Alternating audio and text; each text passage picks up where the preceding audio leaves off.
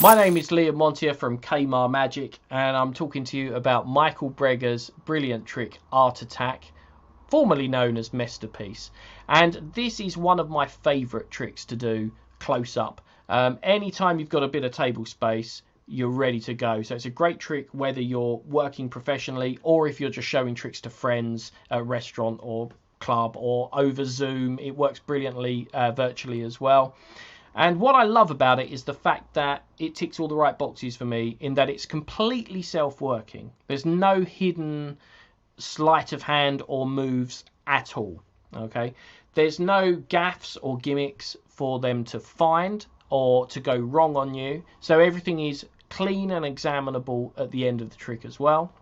And there's no marks or anything like that. The handling has all been whittled down to basically non-existence, which means you get this totally baffling trick that instantly resets itself and can just live in your pocket until you want to perform it. And it's a show-stopping feature piece with a real kicker finish as well. One of those tricks where everyone thinks they see where it's going, it seems to go wrong, and then, you know, it all works out all right in the end, like all the best stories do.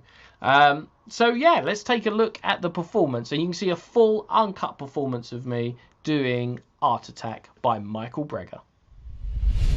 So in magic and in life in general, there are two sorts of magicians. There are card trick people, which would be me, and then there's performing artists. Who do performing art rather than card tricks. I've never really done performing art, but I'm going to perform with some art just to break some boundaries and try some new things. So what I've got down here is my card trick with art, right? So I've got my little easel here. We're going to set that off to one side so you can keep an eye on it.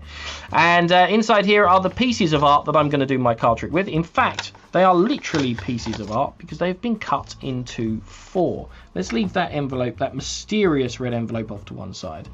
Now, here are my bunch of postcards which I have cut up, and these are world famous paintings. You've got Renoir's luncheon at the boating party there. We've got Monet's haystacks there. I think I've got those in the right order. Yeah, close enough. And then we've got a bit of Salvador Dali going on there, The Persistence of Memory. And also the Picasso one that sold for like $180 million or whatever it was. All in postcard form, and they've all been cut into literal pieces of art.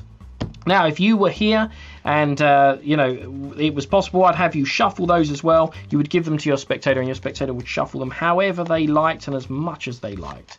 So for the purposes of the trick, I am now your spectator, shuffling these cards very thoroughly. And now we're going to do a special type of shuffle as well. So we're going to deal all of these out. Now, obviously, you've shuffled these up. They're mixed. There's millions of possible combinations that these could all be in as we deal them out like this. There's already millions of possible combinations. But if we went to the next level and flipped some pieces over, then the amount of possibilities becomes literally endless. Literally endless. And so in fact, let's do that. We're going to flip over a whole bunch of these just at random to give us a starting point. So let's do that like that. And what's going to happen is we're going to do my special origami shuffle. So I want you to imagine this is one sheet of very modern art that we've created here from these pieces, and we're going to fold that sheet into a small bundle, and you're going to choose where we start from, where we fold down, and every time you fold an edge, everything's going to change. So let's say they start off by folding down the top half. We're going to flip the top half over, so the orientation of them changes and the position of them changes.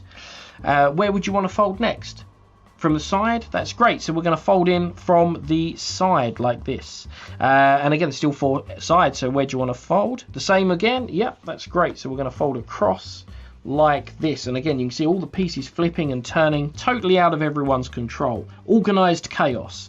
We'll fold the top down like that, and then the bottom section up, for example, like this, and then we'll fold this over here to give us one huge random bundle of cards like that. Let's spread those out so we can see what's going on. Obviously no one could have predicted the order of that packet or how it was going to end up, and yet In my mysterious red envelope that's been aside from the beginning, there is a postcard inside, and it says there will be 4 pieces turned over. Well, let's see if that's right. This is piece number 1, and then all the way down here, piece number 2, piece number 3, and piece number 4. How weird is that? Well, that is pretty weird, but we were hoping for something even more spectacular, and let's see if it works. Because if I turn these over, we've got 4 pieces. You end up hopefully making something quite spectacular. The luncheon at the boating. Oh, well, that's a little bit unexpected. It's less of a masterpiece and more of a masterpiece. But strangely, everything worked out just as I had suspected. And that is Michael Breggar's Art Attack.